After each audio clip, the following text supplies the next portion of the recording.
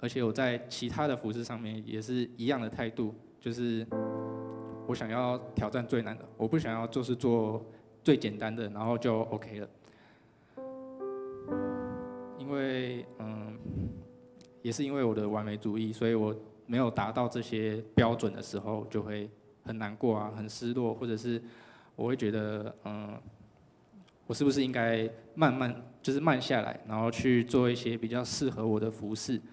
但是在这一次的一开始讲的那个新生营的圣灵之夜里面，就是我弹着琴的时候，跟着大家一起敬拜的时候，就有一个很深的感觉，就是上帝在带领着我做这些事情，而不是我靠着我自己的力量。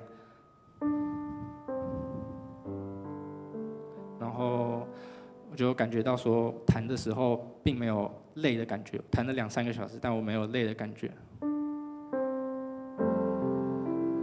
就是到我弹完之后，我才发现，我的手好像在抖，这样，就是其实我真的很累，可是我在做这些事情的时候，并不会觉得累，是因为上帝在我里面动工。那，纵观我的人生，就是从大班的时候开始学钢琴，然后到学司琴，到学了各式各样乐器，然后一直到开始敬拜，我觉得这些都不是随便出现在我生命里面的事情，因为就是越想我会越清楚知道说，神一直是在预备我，他是想用我成为一个可以透过我自己的方式，可以透过音乐的方式去带人来遇见他的神。这种感觉就会让那些困难不再变成是压力，而是也不是一个责任，它就是一个很温柔的被带领的一个感觉。就是像神在对我说：“你看，我一直在这边带着你，我没有抛弃你，我也没有遗忘你，我也没有不给你力量，而是他赐给我这些恩赐，然后让我自己去尝试，让我自己去练习。但是他一路都在背后支持着我，然后把我呼召到敬拜的这个位置上面。然后从这之后呢，也不是从那之后，就是从有这种想法之后，我就开始慢慢觉得说，就是我在敬拜里面的角色，不只是弹得不好，会不会弹得不好，而是说神要带领我去，神要使用我去带谁更接近他。好，那我最后要分享一个经文，就是在以赛亚书的30章，以赛亚书的30章15节说。主耶和华以色列的圣者曾如此说过：你们得救在乎回归安息，你们得力在乎平静安稳，你们竟自不肯。那我就想说，你们竟自不肯这个字到底是什么意思？我就去问了 ChatGPT，ChatGPT 跟我说呢，当时的犹大正在面对亚述帝国的时候。亚述已经很强大，强大到可以随便就灭掉北国以色列，然后就是正在打进犹大当中。然后那个时候犹大人很害怕，他们就做了一个决定，就是他们不想求问神了，他们去依靠自己的力量去找埃及，然后他们就跟埃及联盟，然后靠着这些军事力量去对抗亚述，而不是回到神的面前去寻求他。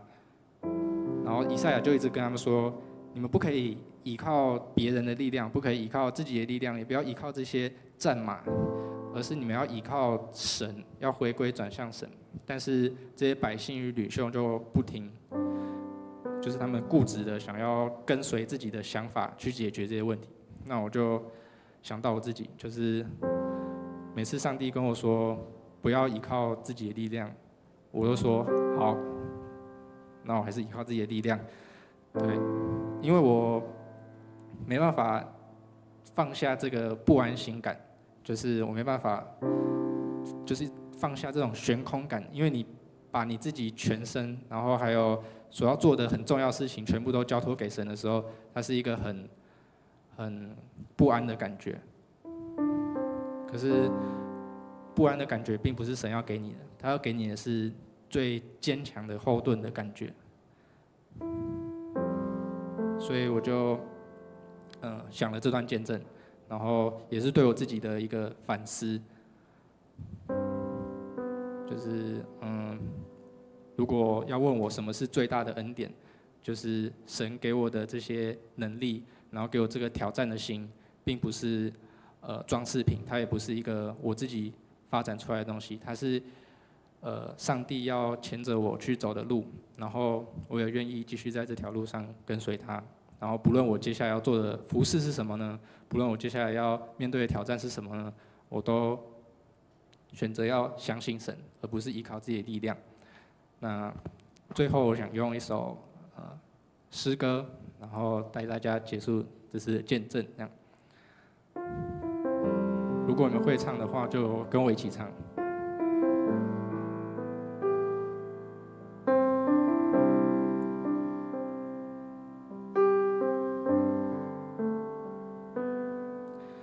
藏我在翅膀荫下，遮盖我，在你大能手中，我灵安息，我灵安息，在基督里，你大能使我安然心靠。当大海翻腾波涛汹涌，我与你展翅暴风上空，你仍作王在洪水中，我要安息，知你是神。当大海翻腾波涛汹涌，我与你展翅暴风上空，负你仍作王在洪水中，我要安静，知你是神。我要安静，我要安静，知你是神。我要安静，我要安静，知你是神。我要安静，知你是神。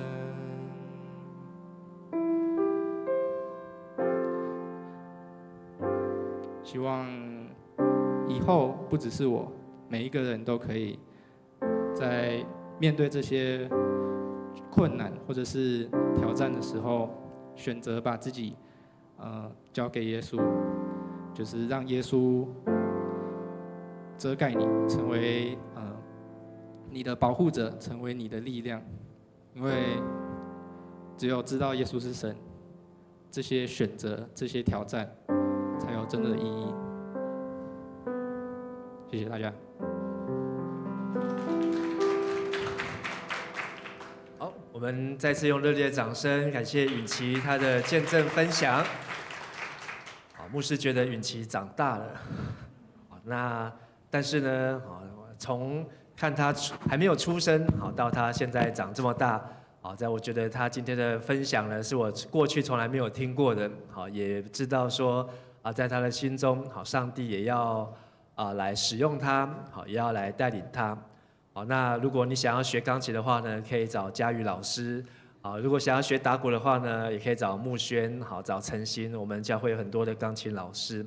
好，但是我相信每一个人都可以被上帝所用，阿们。好，只要你愿意呢，上帝会使用你，不论你年纪多大，不论你会什么样的才艺，不论你觉得自己有什么样的能力，但是呢，只要你愿意，上帝都能够使用你。跟你旁边说，只要你愿意，上帝都能够使用你。只要你愿意，上帝都能够使用你。今天牧师要来跟大家分享的信息，好，是我们的代降节的第3主日啊，好，是喜乐啊。但是喜乐呢这件事情呢是需要预备的。好，喜乐这件事情呢，若从天而降的那个叫做快乐。好，快乐呢就是来得快，然后去的怎样更快。好，那种快乐就是好像你中奖了，就好像你突然抽奖抽到第1特奖。但是呢，那种快乐呢是很意外。但是来得快，去的怎样更快？但是喜乐就不一样了，喜乐是需要经过预备的。那我要分享今天的信息之前呢，我们再来复习一下上礼拜我们所提到的以斯拉，他如何好来尊荣上帝的名，就是起来建造上帝的墙。他从最外面建造的呢，就是要让人看到这个墙，就能够知道神大能的尊名。而在这城内呢，是要建构神话语的权柄。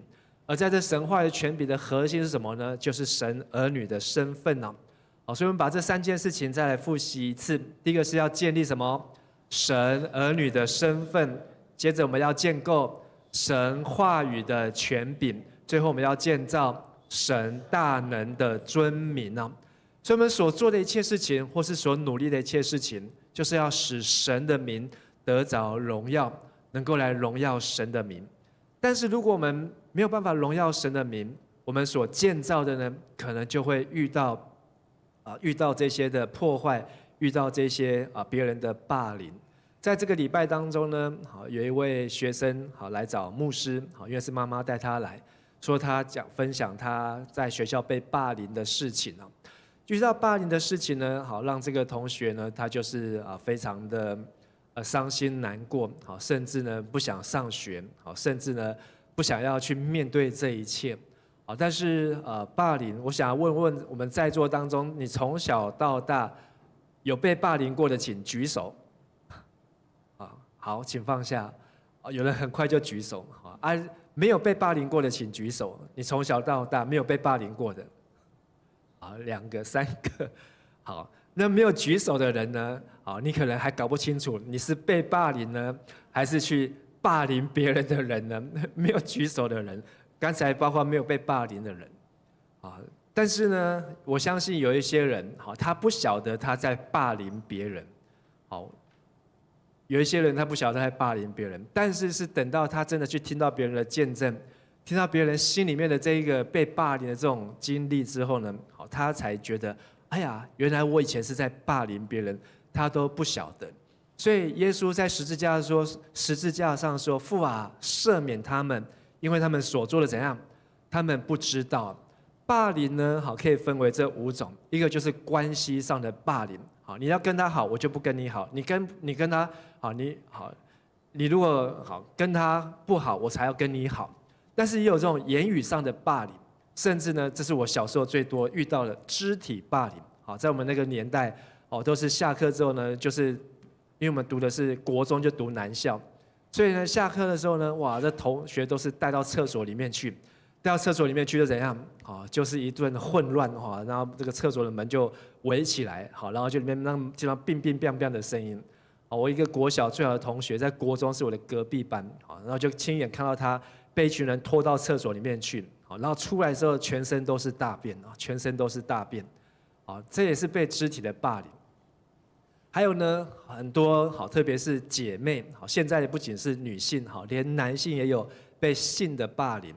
但是呢，还有第5种的霸凌呢，是一种反击型的霸凌，因为从小被人家霸凌，或是过去被霸凌的不好的经验，以至于怀恨在心，也想要去霸凌别人。但是呢，我们要以霸制霸，就是学会霸气和勇敢哦。所以是以霸制霸，学会霸气和勇敢。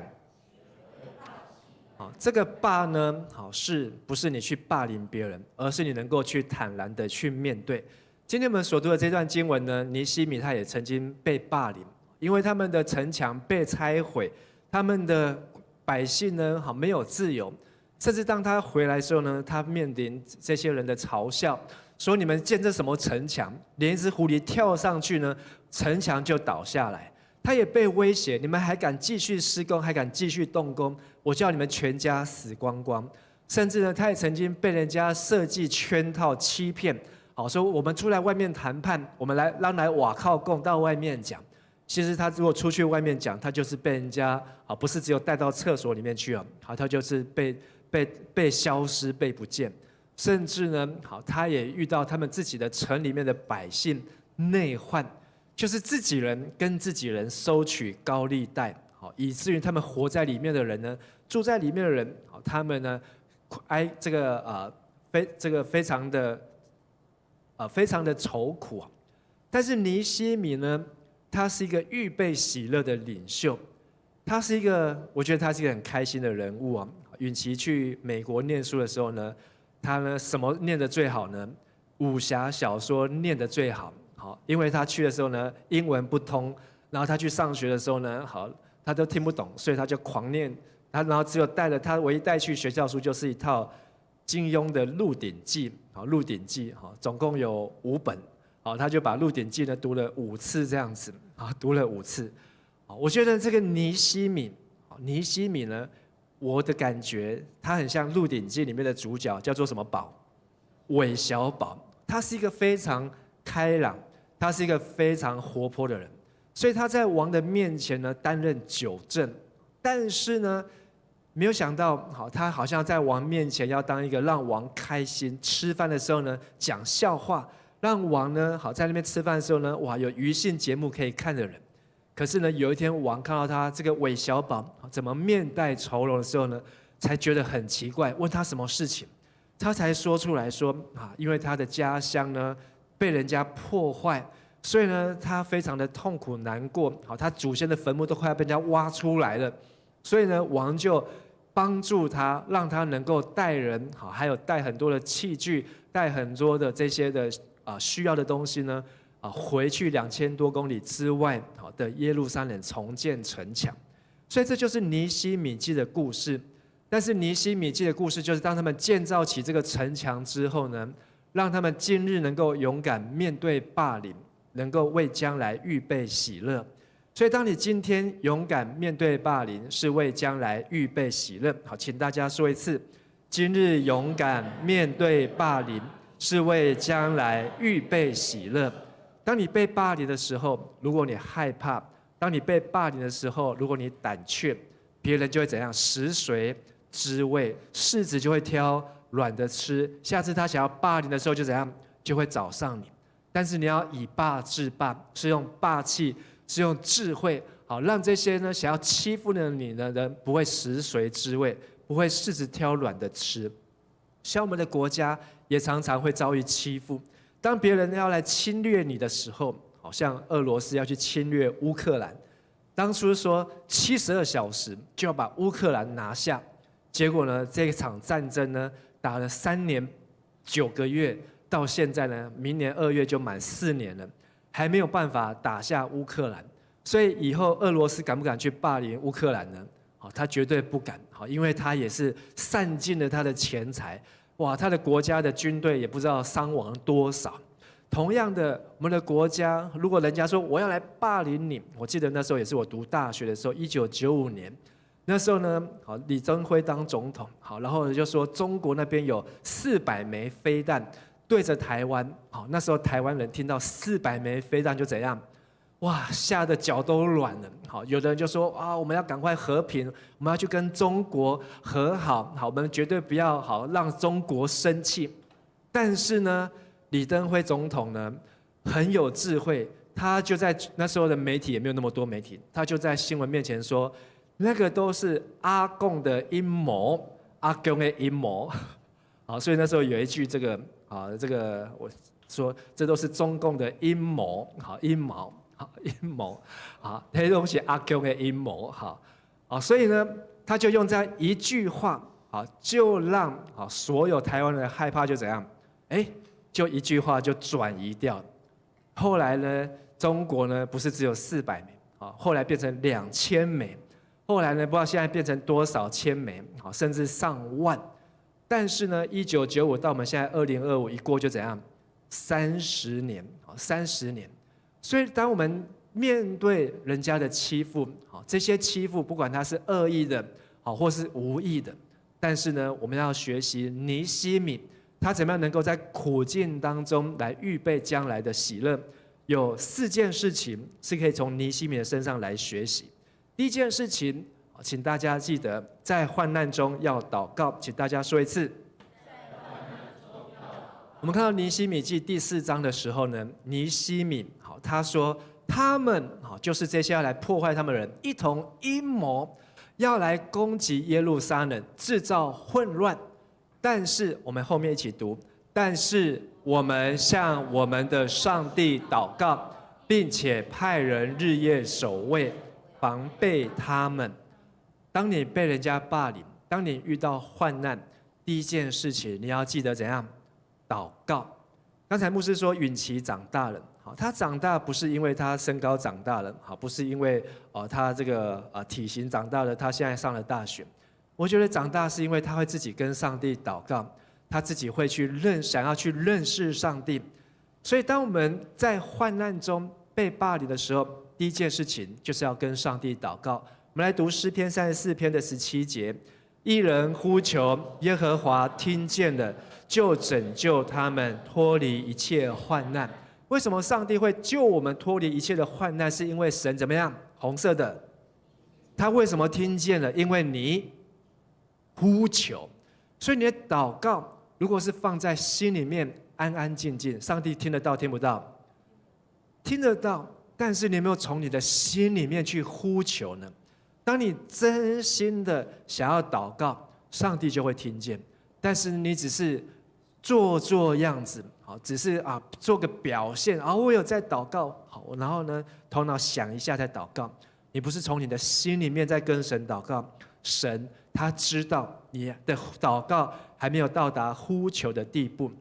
罗马书12章12节说，在指望中要喜乐，在患难中要怎样？在祷告上要坚定持续。所以当我们跟神祷告呼求，不管是遇到霸凌，是遇到患难，你的祷告要红色的坚定持续。所以刚才那个同学，他的爸爸妈妈带他来教会，牧师跟他谈完，最后也是祷告，告诉他一件事情：其实当你被霸凌的时候，你要记得跟上帝祷告，因为霸凌你的人，他们也不知道他们在做什么。但是真正的重点不是这些人，真正的重点是他们想要见不得你好，他们就是不想要看你进步，他不想要看上帝美好的旨意在你身上成就，所以他们好像在欺负尼希米这样。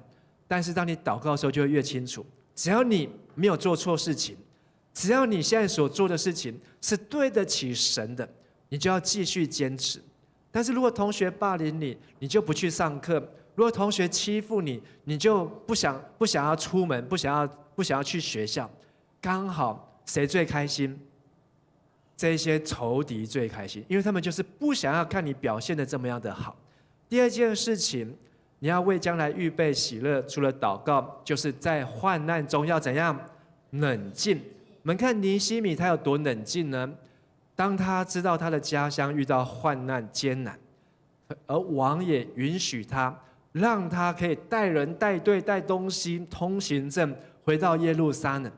可是他到了耶路撒冷头3天，在那里前3天，他说：“我没有把上帝要我为耶路撒冷做的事情告诉任何人。”其实就他要回去以前呢，他就知道，他已经想好了，计划好了。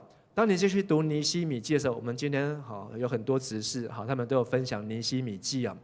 最近是陈汉，当你去分享看到尼希米他在做事情的时候呢，他真的做事情都是有计划的，还有结语。我现在看到结语，他也分享了尼希米记，还有慕宣。但是呢，他们做这个计划的时候呢，他却一回去的时候，他却安静观察，保持冷静，甚至在第3天的半夜，他从床上起来，带着几个同伴出去巡查，这里到底城墙到底坏的有多惨。甚至他们所带的唯一的牲口，就是他所骑的驴啊。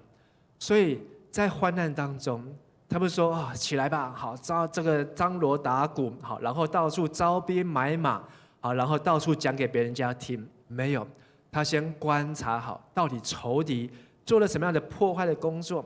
所以牧师也告诉这个同学，好，我就在问这个同学说，你为什么好会被人家霸凌？好，发生什么事情？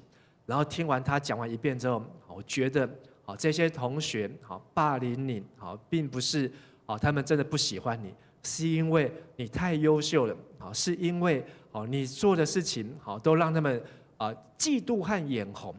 所以呢，好，你反而在这个时候，你要有霸气，你要有智慧，你应该要勇敢，但是你要保持冷静，不要把这些人对你说的话就放在心上，或是呢对你造成伤害。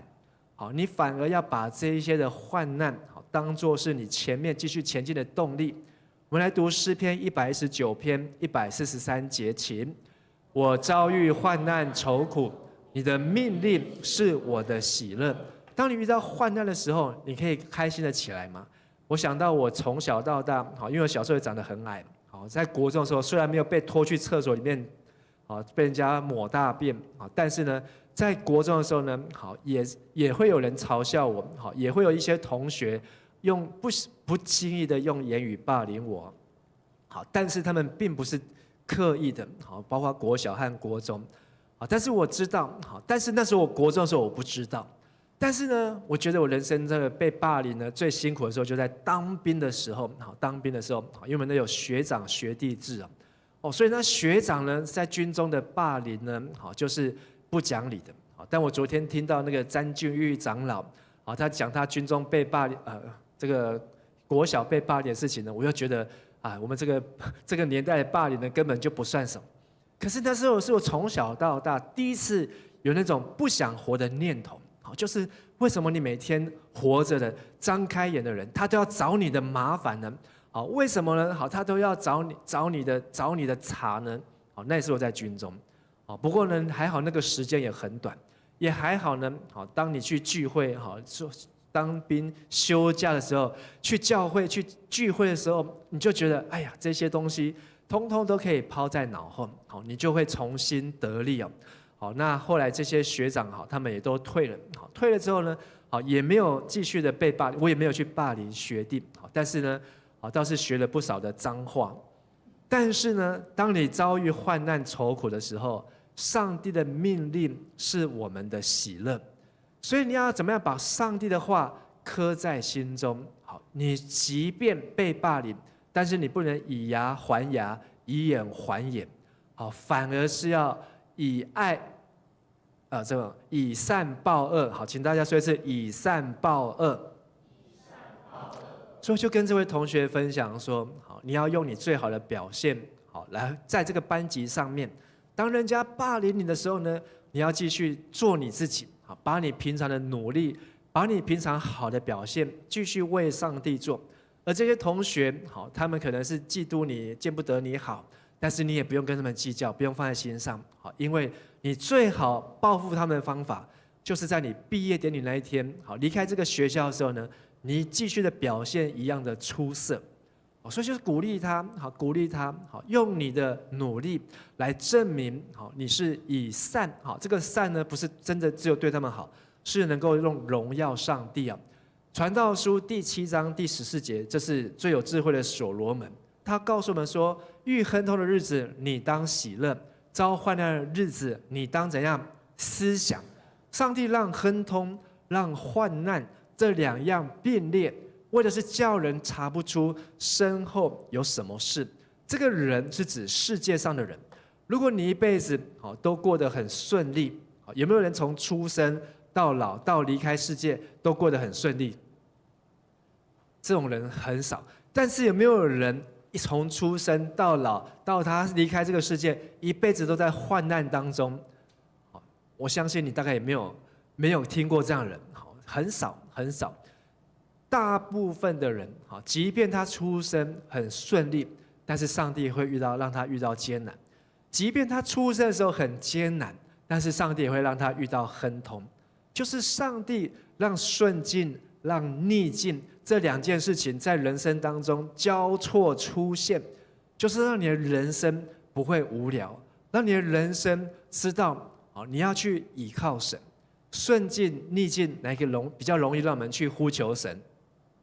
逆境，你在顺境的时候呢，好，你会过得很开心，哇，有钱躺着就有钱可以赚，不用上学，不用工作，不用出差，不用做苦工。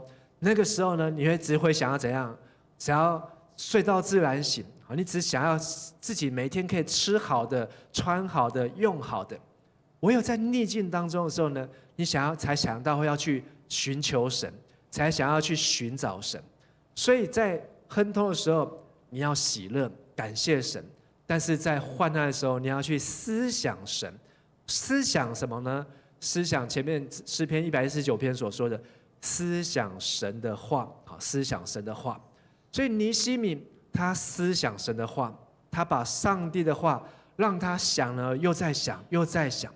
所以他回来到耶路撒冷之后，好，发现这里有以斯拉所教导的圣经，有摩西的律法，他也昼夜反复的思想，让他想说要用什么样的方法，能够在最短的时间来把最大的困难可以把它来克服和完成。所以这就是尼西米最精彩的地方。第三，尼西米让我们学习的就是除了要祷告、要冷静，第三，在患难中要怎样？要交托，要交托。尼西米他是一个交托的人，他怎么样交托神呢？在尼西米一开始的时候，他的兄弟从耶路撒冷回来，那时候他在皇宫当中像韦小宝一样讨皇上的欢心。但是呢，那些从流亡归回的难民遇到大困难，受到霸凌，他们又告诉尼西米，耶路撒冷城墙被人家破损毁损，城门也被人家用火来焚烧。他听见了这些事，他的第一个反应，听见之后坐下，然后呢，难过的流下泪来。虽然他可能不是在耶路撒冷出生，但是他听到他的故乡，听到他父亲的故乡，他阿公的故乡，好，那个他祖先的地方被这样子的破坏，他流泪，甚至悲伤好几天，没有吃东西。然后呢，他就跟上帝祷告。好，接下来就是他跟上帝所有祷告的内容。当你难过的时候，其实你也可以用音乐、用祷告、好，用乐器来交托给神。所以像刚才允琪他在见证分享的时候，有时候那个音乐只是很简单的一个音，好，几个旋律，很简单的旋律，甚至没有旋律，只是几个音，但是呢，它就能够进入到我们的心中。所以你要用交托神，就是敞开你的心哦。刚才允琪分享得很好，说语言音乐好像是另外一种的语言，它可以让我们透过音乐可以跟神来交托。我们不晓得尼西米他不会乐器，但是大卫呢，他也跟尼西米一样，常常把他的苦难用音乐交给神。所以大卫里面有很多诗篇，里面有很多大卫的诗，都是他唱给神听的歌。今天我们读了这些诗篇，你读起来比较没有感觉，是因为那是你读文字。但是如果你是用音乐在弹，用音乐在唱的时候呢，就可以感受到。我们来看看几首诗篇，大卫说的：我在他面前怎样倾诉我的苦情，在他面前陈说我的患难。你会不会把你的困难、把你的患难、把你被人家霸凌的事情，跟神怎么样倾诉，跟神怎么样陈说呢？其实你可以用诗歌、用音乐，或是你不会诗歌、不会音乐也没有关系，你就放一首歌，安安静静的在神面前祷告。就好像撒母耳的妈妈哈拿，她也来到圣殿，别人嘲笑她：你结婚这么久，怎么都没有生小孩？好，你老公说没有关系，好，你只要有我就好。但是她还是一直想要跟神求一个小孩。但是她来到神的殿，来到神的面前，好，这样跟神不断的说，不断的说，坚持不放弃。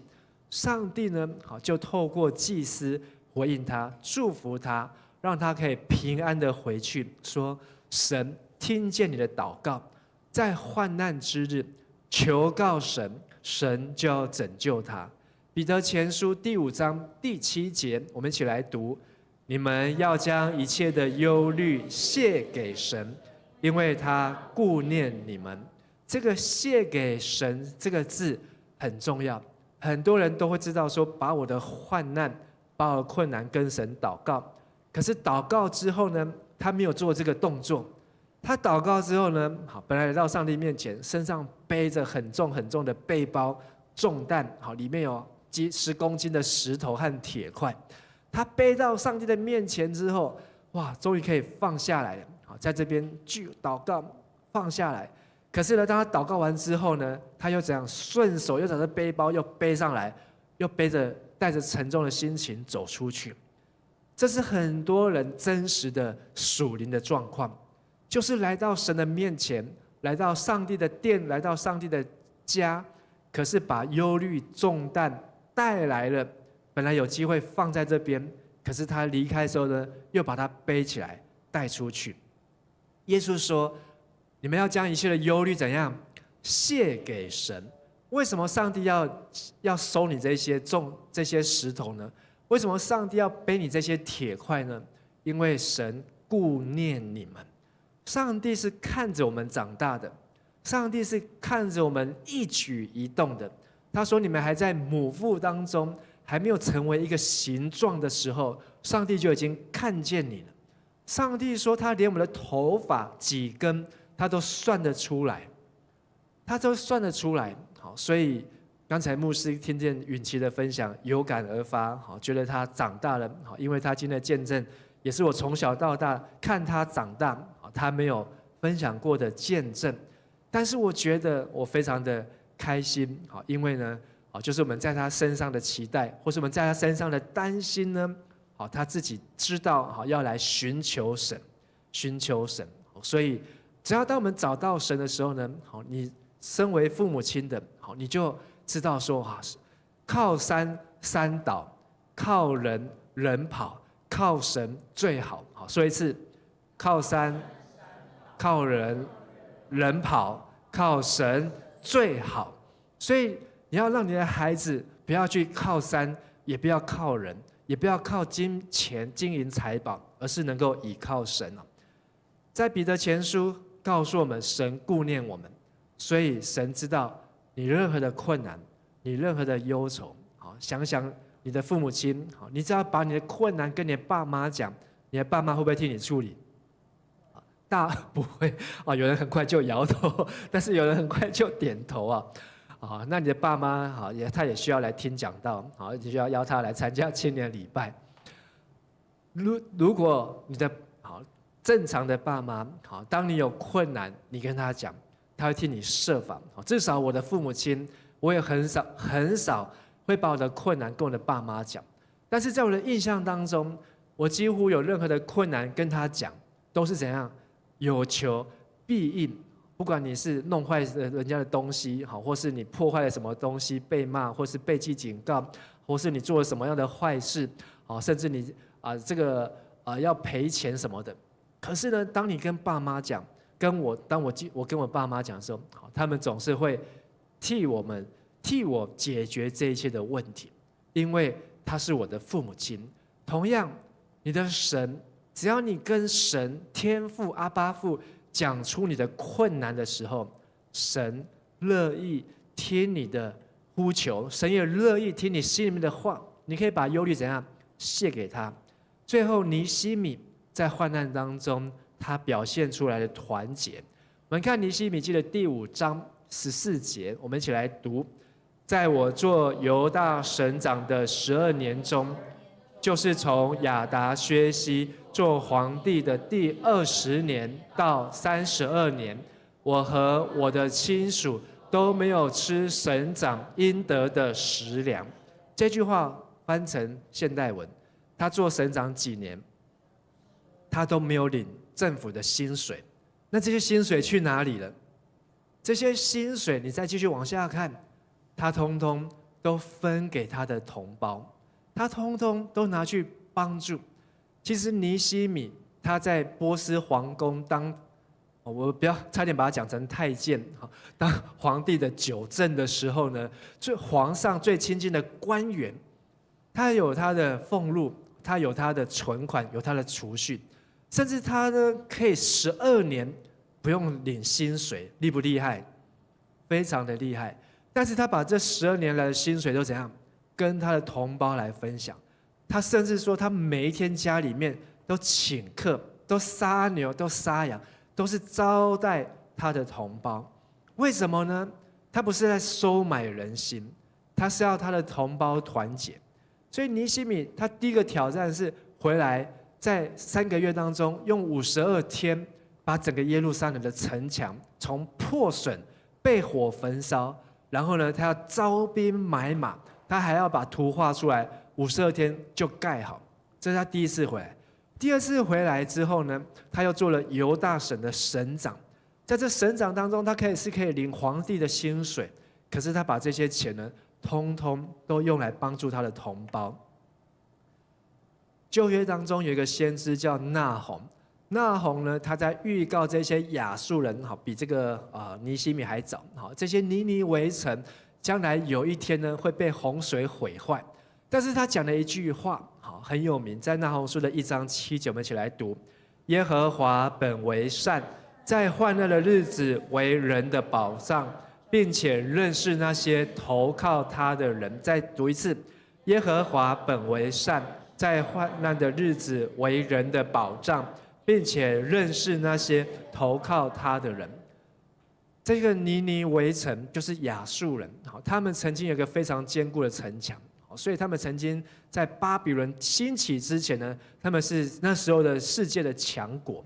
但是这个亚述为什么败坏呢？他们没有想到，上帝居然让这个河水暴涨，让这个河水呢冲破城墙和冲破城门，以至于呢尼尼微亚述被消灭。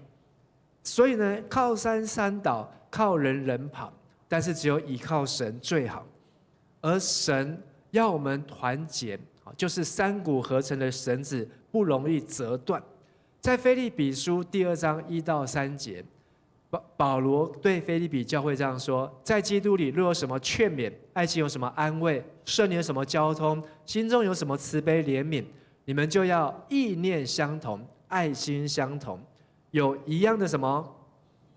有一样的什么？意念，使神的喜乐可以满足。凡事不可结党，不可贪图虚浮的荣耀，只要存心谦卑，个人看别人比自己强啊！你有没有真的看重你的同胞呢？你有没有真的看重跟你同一个教会里面的每一个人呢？这是在很多的教会里面都很容易会发生问题。很多的时候，仇敌不是从外面用这个飞弹啊，用石头来攻击教会。很多的时候，仇敌是从哪里开始？从内部，从里面，从教会里面，甚至还是同一个牧区，甚至还可能是同一个小组，甚至还可能是同一个家庭里面产生的破口，让这个破口呢，可以一直延伸，延伸，让整个城墙都毁坏，城门都放火来烧。在神的家中，其实我们要盖外面的围墙，我们要坚固里面的城墙。这里面的城墙怎么坚固呢？保罗写给腓立比教会的建议就是红色这2句话：要有什么一样的心思，还有呢？那我来问你，怎么样我们才会有一样的心思？常常听牧师讲到，大家就会有一样的心思，但是你们心思会跟谁一样？可能会跟牧师一样。但是如果牧师的心思不正的时候呢？牧师的意念不正的话怎么办？大家就跟着不正，大家就跟着走歪掉。我们要怎么样才能够在一个教会里面有一样的心思，有一样的意念？又回到了以斯拉，就是我们要怎样一起读经。好，请说一次，一起读经。你觉得读圣经大家就会有一样的心思，一样的意念吗？简单还是不简单？不简单呐！你看马丁路德那个年代，500年前，他们拿到圣经之后，大家都很开心的狂读圣经。原来我们被教会，好，那时候是大公教会，罗马天主教哄欺骗了几百年，什么赎罪券，什么这个教皇的买卖都是骗人的，圣经根本没有这样子写。可是呢，他们读了圣经之后，大家读圣经，发现每个人在解释圣经上面怎样都不一样，甚至为了洗礼的事情，为了圣餐的事情，甚至我们这一次今年去德国，有一个教堂，那个教堂呢，导游特别跟我们介绍了很久的时间。那时候我们站的这个教堂，其实礼拜堂很小，大概距离就是只有从这里到后面这个墙壁。他说他们这个教堂呢，就是这个马尔堡之约的最后一天，里面有30几条，他们有30几条的神学的讨论，还是100多条，我忘记了。他们几乎所有的99%都同意，可是只有到最后一条圣餐那一条，他们不同意，所以他们就在那个地方那个教堂，然后呢没有达成同意之后呢，他们就出去之后就分道扬镳。影响了什么？影响到了后来的教会对圣餐这件事情，到底我们所领受的圣餐是耶稣基督的身体，还是象征耶稣基督的身体，还是经过祷告之后，它就变成耶稣基督的身体？哇，就变成不同的派系。到今天还没有未明呢。可是呢，我们要有一样的心思，一样的意念，一样的情感。好，前面说意念相同，爱心相同，情感相同，是需要领受一样的圣灵啊！好，领受一样的圣灵。所以我们看到尼西米，他成为一个预备喜乐的领袖，因为他能够处变不惊。为什么他能够处变不惊呢？天天读经，处变不惊。好，大家说一次。天天读经，处变不惊。好，再说一次。如果天天不读经呢，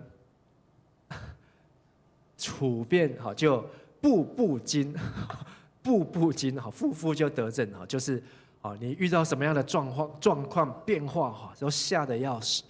只有让读圣经，才能够让我们的心里面能够情感相同，意念相同。但是要记得牧师刚才所说的，你要怎么样读圣经？要有同一位圣灵的带领，一主一信一喜一神，是同一位圣灵的带领，你才能够认识同一位神。而尼西米他所做这件事4件事情，在患难中祷告，其实就是告诉我们，他是一个重祷告的人。我们的祷告遇到患难的时候，第一件事情要祷告。第二个，尼西米在患难当中，他的冷静代表他是一个重实际的人。他遇到了困难，他不会好高骛远，他也不会口说无凭，他也不会在那边开口说大话，他是默默的观察、理智、理性的分析、计划。等到他整个计划都非常的成熟完全之后，他才用最短的时间52天把这整个围墙都修好。甚至他要回来这件事情，好，我们刚才有读到，他要回来的事情，神都已经告诉他了，可是他没有说，他先去观察去做。甚至神要他再回来的时候，第2次他又回来了，回来12年当省长，他要怎么样让这些同胞百姓可以团结起来，不要起内讧。哇，他真的花了很多的心思，花了很多的时间，花了很多的金钱。他可以在享受在那个波斯帝国，享受在那边的荣华富贵，每天跟皇帝吃好的、吃香的、喝辣的，看全世界最好的表演，看这个听全世界最好听的音乐。为什么？因为他是波斯皇帝啊，可是他却回来耶路撒冷，他祖先他爸爸的父亲的故乡，来带这一群阿斗这一群人，就是一天到晚呢，就是不听上帝的话，一天到晚就忘记上帝的话。可是呢，他重实际。我们看到尼西米，他也把在患难当中把他的情感都交托给神。他是一个非常有情绪的人。一开始看到他哭，然后我们今天开始读到了经文第8章，他把圣殿城墙完成之后，他又圣殿的献祭安排完之后，这跟以斯拉又过了13年。他呢让大家做一件事情，就是大家一起在圣殿读圣经。读多久呢？从一大早读到了中午，大概读了3个小时。大家一起把摩西五经，可能就这样一起读完。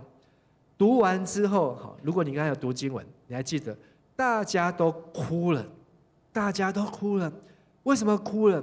因为他们明白过来，原来他们受了这么多的委屈，受了这么多的苦，都是因为他们没有好好认识听上帝的话。可是尼希米却在大家都哭的时候说，今天不是哭的时候，今天是要喜乐的时候。大家起来，这时候我们圣经读完，大家回去把上帝给你的去跟穷人来分享，去跟有需要的人分享。今天这个地方要充满上帝的喜乐，今天这个地方要充满上帝的祝福。哇，我觉得尼希米他真的是了不起，在大家痛哭流涕的当天，他又让大家在那一天当中非常的欢乐，非常的喜乐。他是一个情感丰富的人。而最后尼希米他透过大家让大家团结，他也是一个看重同工的人，让同工都能够团结起来。所以天天读经，处变不惊。尼希米有4个榜样，我们来复习。第一个，他是重祷告；第二，重实际；第三，重情感；最后，重同工。这4件事情，你也可以放在你的祷告当中，求上帝带领你。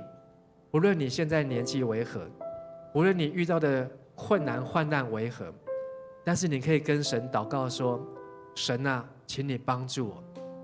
神啊，垂听我的祷告，因为神是垂听祷告的神。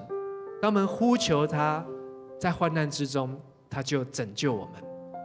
当我们在患难当中，当我们依靠神的时候，神说：把你一切的忧虑重担卸给神。我不晓得今天你有什么样的忧虑，我不晓得今天你的脑袋装了什么样的石头，或是你有什么样的担心，但是你要学习尼希米，交托神，把你心中的困难跟神说。我相信神顾念你，因为他是认识你的天父，爱你的天父，他连你的头发都乐意的数算过。在神绝对没有难成的事情。我们一起来祷告。是的，阿爸父神，感谢你，因为喜乐不是从天而降，喜乐是在流泪撒种，要欢呼收割的喜乐。主啊，帮助我们在患难之中不要胆怯，被霸凌的时候，让我们不要害怕退缩，让我们能够学习主耶稣的霸气，能够学习主你的智慧。当仇敌攻击我们的时候，让我们能够站立得稳，让我们能够效法神，让我们能够借着祷告，借着交托，借着同心合意，在你的面前，使我们能够胜过一切仇敌的攻击。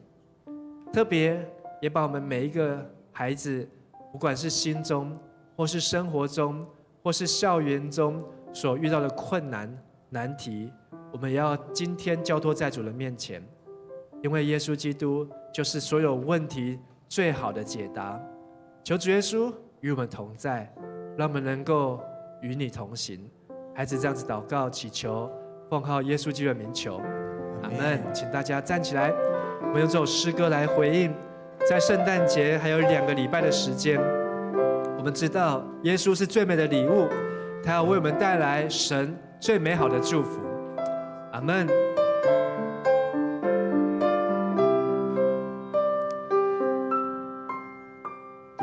绿色树下堆满礼物，彩色卡片围绕火炉，神动在人们的脸上流露，喜乐从心孵化出。爱我们的阿爸天父，在前爱子为宝贵救赎，他的降临揭开了救恩的序幕，就是主耶稣的路。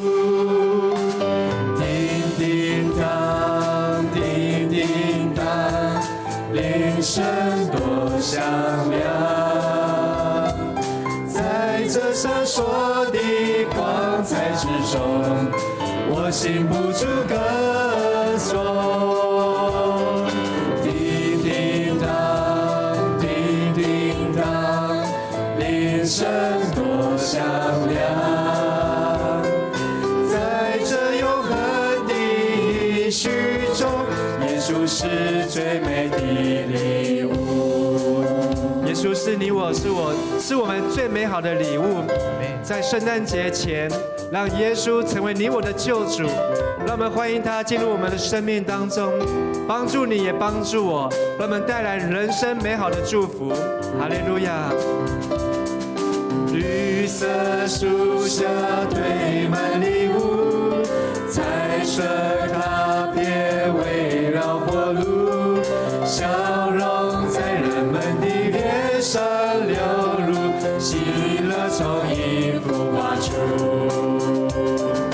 爱我们的阿爸天父，在前爱子为宝贵救赎，他的降临揭开了救恩的序幕，就是主耶稣基督。让我们闭上眼睛来唱。叮叮当，叮叮当，铃声多响亮，在这闪烁的光彩，在这闪烁的光彩之中，我禁不住歌颂。叮叮当，叮叮当，铃声多响亮，在这永恒的应许中，耶稣是最美的礼物。爱我们的，爱我们的阿爸天父，在前爱子为宝贵救赎，他的降临揭开了救恩的序幕，就是主耶稣基督。叮叮当，叮叮当，铃声多响亮，在这闪烁的光彩之中，我禁不住歌颂。叮叮当，叮叮当，铃声多响亮，在这永恒的应许中，耶稣是最美的礼物。在这永恒的应许中，耶稣是最美的礼物。最后一次在这永恒的应许中，耶稣是最美的礼物。让我们拍掌给耶稣一个最大的掌声。哈利路亚！跟你旁边说，耶稣是最美的礼物。耶稣是最美的礼物。请坐。我们一起来奉献。奉献是基督徒感恩的表现，是一种感动回应神的恩典，更是一种行动为主圣工所用。我们现在预备我们的心和奉献。献上我生命为你所有，我所有一切为你所赐，而我有什么不能够给你？生命是你的，恩赐是你给你。献上我生命为你所有，我能有什么不能给你？赏赐在于你，收取在于你，用我为你的珍贵器皿，一生为你成为祝福。亲爱的的上帝，感谢赞美你，谢谢你从年初到年末赐下了许多丰盛的恩典，无论是对信仰的认识以及教会肢体的关系上，在今年都有许多的突破。也求主持续的带领我们，让我们在爱中彼此建造，期盼在明年我们的生命有更多的被扩张，也越来越有基督的样式。最后，我们献上我们的时间、金钱，才能供你圣工所用，求你悦纳。以上祷告奉耶稣的名求，阿门。阿门。哈利路亚！让我们共同来敬拜，主的喜乐就是我们的力量，阿门吗？阿门。将这首诗歌充满了赞美献给他。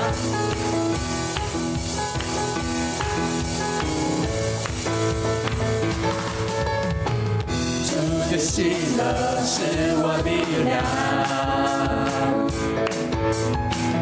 你的救恩是我盼望。虽然橄榄树不效力，也许葡萄树不结果，我仍因着我的神欢喜快乐。我要赞美，无论得失或不得失，我要赞美。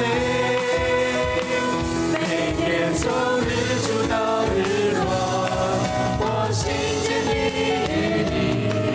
每天赞美不停，我要赞美，要不赞美，我要赞美，自由赞美，大声欢呼，你是永远的神君王。我要赞美，无论得失或不得失，我要赞美。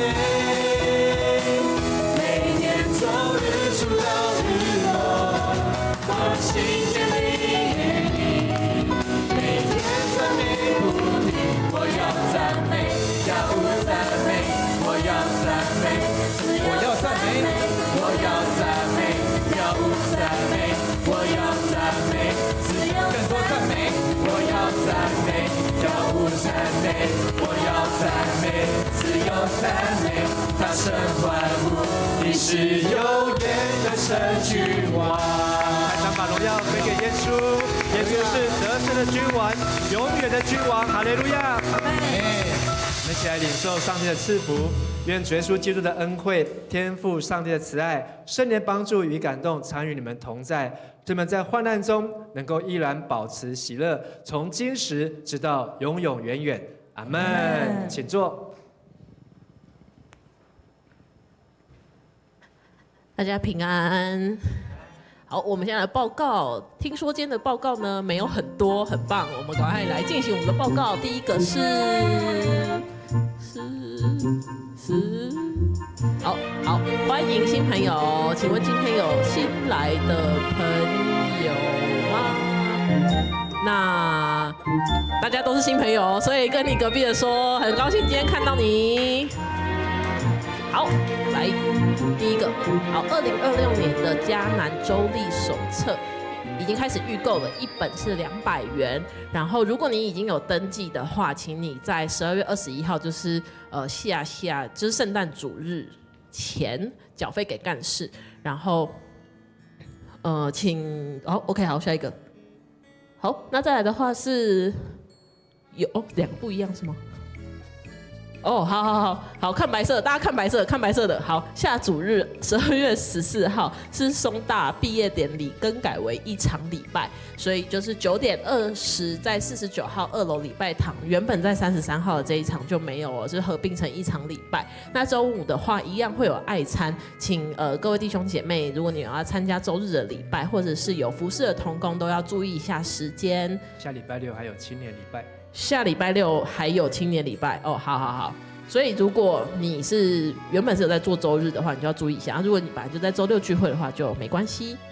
好，再来是圣礼典，1月4号就是明年2026年的第一次圣礼典。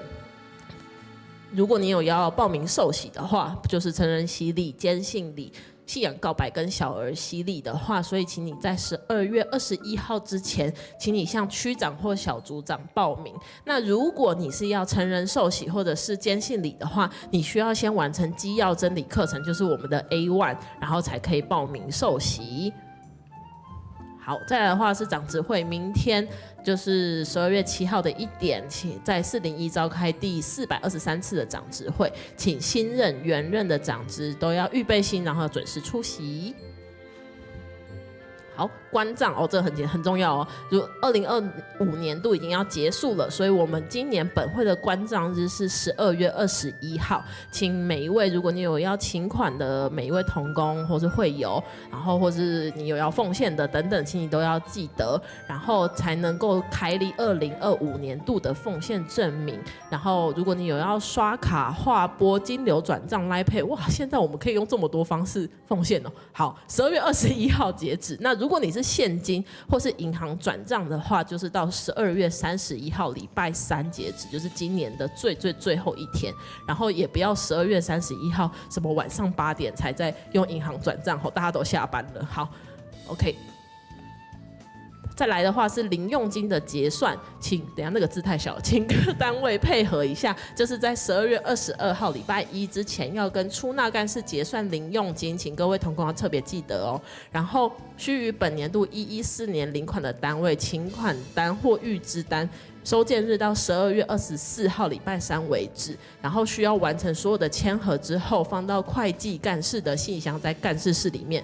12月24号之后的请款，向于115年才能支付，所以你一定要在今年拿到的钱，就是要在12月24号之前完成你所有的手续，跑完所有的流程，放在他的信箱里面，然后都没有出错，他才会在今年给你钱。那如果只要一项错误的话，就拜拜，我们就明年再见了哈。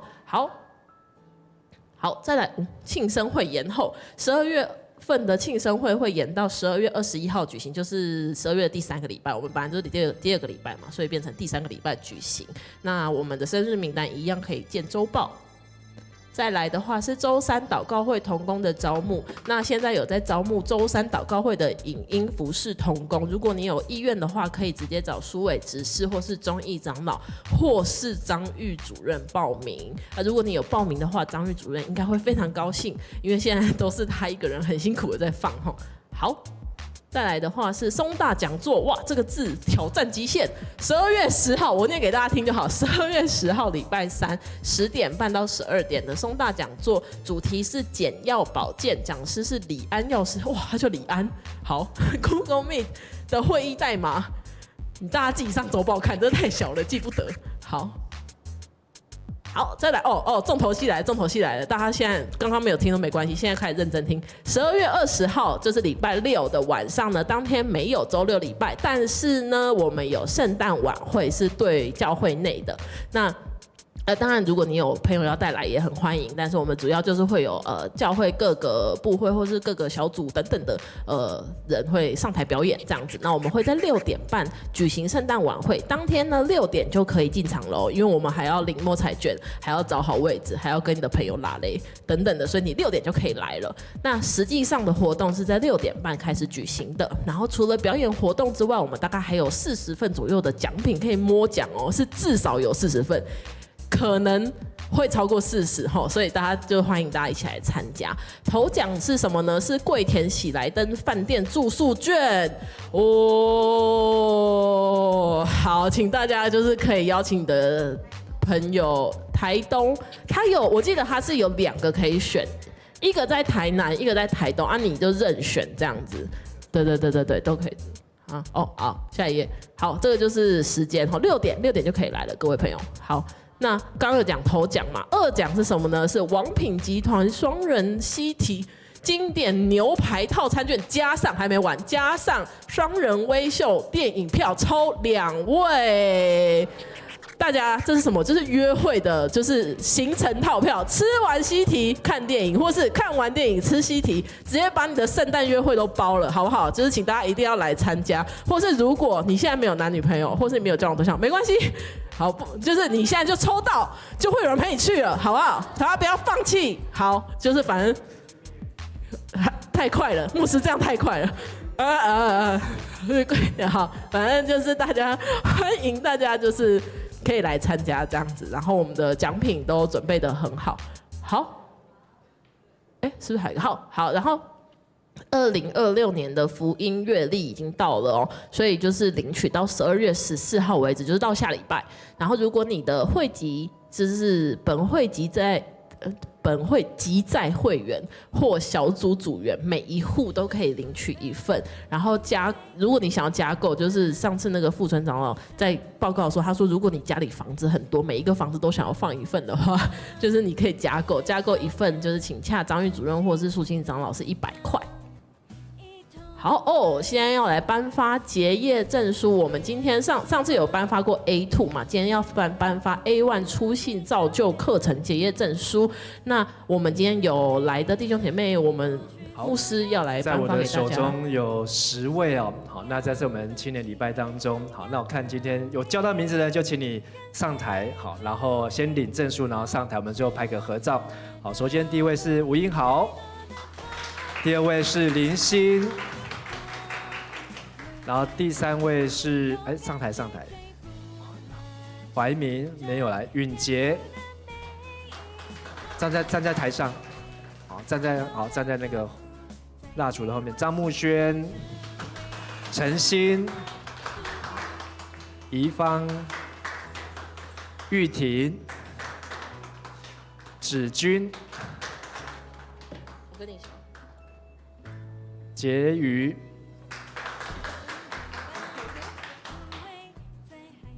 好，子君去哪里？哦，他去圣歌队。好，那我们靠近一点，我们来拍个合照。好，那 A1 呢，总共有12课，好，那要分别要6次的上课哦。好，然后呢，上完这6次，好，12堂课，就可以拿到这个 A1 的结业证书，好，就可以继续往 A2 来迈进。好，我们给这一些的青年们掌声鼓励。掌声鼓励。那也希望你们可以继续来完成 A2 的课程。好，请回座。好，谢谢牧师，然后也恭喜这些结业的人，包含我。好，下一个，其实今天还是很多啊。彩绘石头义卖赞美小组的李桂美姐妹有在义卖手绘石头，在本堂的1楼。然后，如果你就是对这个方面的艺术品有兴趣的话，欢迎认购支持义卖所得，将全数归教会牧养基金及牧养事工所用。好。再来是互助社，12月17号礼拜3专职社务助理参加研习，所以当天的办公室不会开放，然后大家自己要注意一下时间。再来的话是礼拜时间调整，是青年就是这个礼拜，就是周六礼拜，从今天开始，就是会前祷告会在6点35分，敬拜的时间会在6点45分，就是会晚15分钟。也没有啦，就是因为我会前祷告是同工的会前祷告。OK， 好，那我们就是整体晚15分钟这样子。好，然后敬拜团的练习时间会在3点，青2区的小组时间会在4点半。然后请大家如果怕会忘记的话，现在可以拍照把这个时间拍下来，我们之后都会晚15分钟。好。还没，在结束之前呢，我今天那个谁，允琪有来帮我们，就是今天做了一个很温馨的见证，然后有这个100块从我口袋变出来的100块这个券要送给你，但是不是我送给你，是牧师要送给你。好，请拍照。等一下，我要退出这个。好，拍手，谢谢允琪。牧师100块也要收。好，我们接下来就是什么？好，今天是。